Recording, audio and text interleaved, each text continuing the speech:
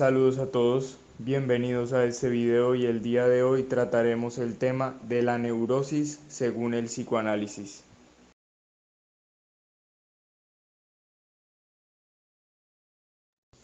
Para Lacan, la neurosis es la característica fundamental de todos seres humanos cuyo proceso ha sido normal y sin ninguna alteración. Todo neurótico tiene una constante sensación de duda, a cual lo lleva a realizarse ciertas preguntas a lo largo de su proceso, tales como ¿qué quiero?, ¿de dónde vengo?, ¿cómo me siento?, ¿cuál es mi propósito?, ¿quién me ama? Preguntas sobre el ser, el deseo y la existencia. Para Freud, la neurosis es el reflejo a tiempo real del conflicto que existe en las estructuras internas del sujeto. En específico, este conflicto se desarrolla entre el yo y el ello, donde el ello proyecta una pulsión que resulta inaceptable para el yo, por lo que ésta es reprimida para luego manifestarse en forma de síntoma en el sujeto. La neurosis se divide en dos tipos: la histérica, que tiene como centro la manifestación de los síntomas y el deseo en el cuerpo.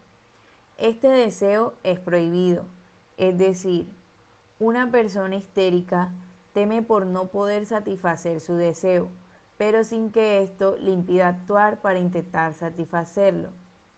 Y la obsesiva, que se caracteriza por tener su deseo ubicado en el pensamiento, pero este deseo es anulado.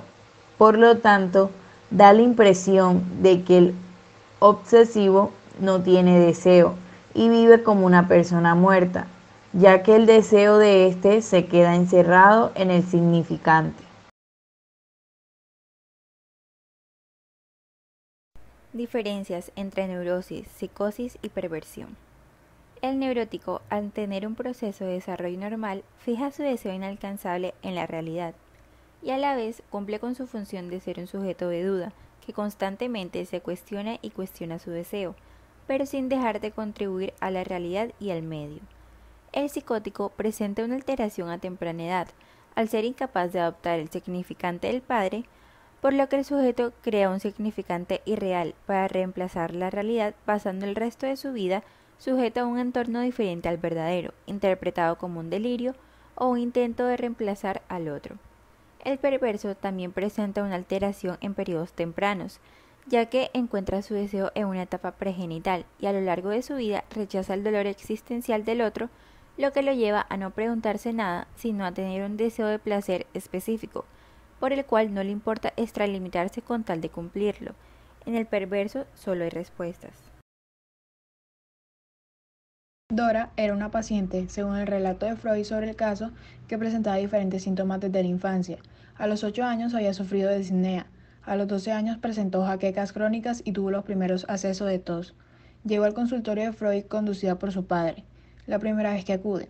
Habla acerca de síntomas físicos, en particular, sufría de unos ataques de tos muy molestos. Tenía 16 años en ese entonces y poco después de esa primera consulta, la tos desapareció, así que no volvió a sus sesiones. Los ataques de tos volvieron y ella buscó nuevamente a Freud. Tenía entonces 18 años. Esta vez era víctima de depresión y de inestabilidad emocional. Evitaba el trato social indicando que la fatigaba. Estaba en conflicto con su madre y distanciada de su padre. Sus padres que encontraron una carta en la que anunciaba un suicidio. También sufría desmayos sin razón aparente. El padre informó que había hecho íntima amistad con el matrimonio K. La señora de K había cuidado a su padre durante su última más grave enfermedad, adquiriendo con ello reconocimiento, y su marido se había mostrado siempre muy amable con Dora, haciéndole pequeños regalos, sin que nadie hubiera hallado nunca el menor mal propósito en su conducta.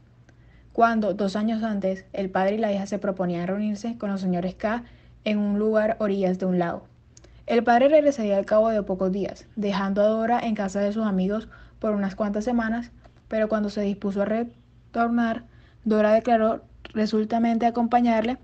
Días después explicó su singular conducta, contando a su madre, para que ésta a su vez lo pusiese en conocimiento del padre, que el señor K se había atrevido a hacerle proposiciones amorosas durante un paseo que dieron a solas.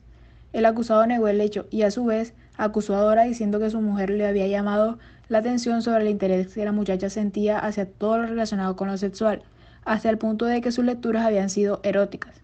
Tenía por entonces 14 años. El señor K esperó solo en la tienda a la llegada de Dora. La acorraló entre las escaleras y le dio un beso en la boca. Pero Dora sintió en aquel momento una violenta repugnancia. Se desprendió de los brazos del señor K y salió corriendo a la calle por la puerta interior. Este incidente no originó, sin embargo, una ruptura de sus relaciones de amistad con los K. Dora aseguraba haberlo mantenido en secreto. Aún así, evitó durante algún tiempo permanecer a solas con el señor K.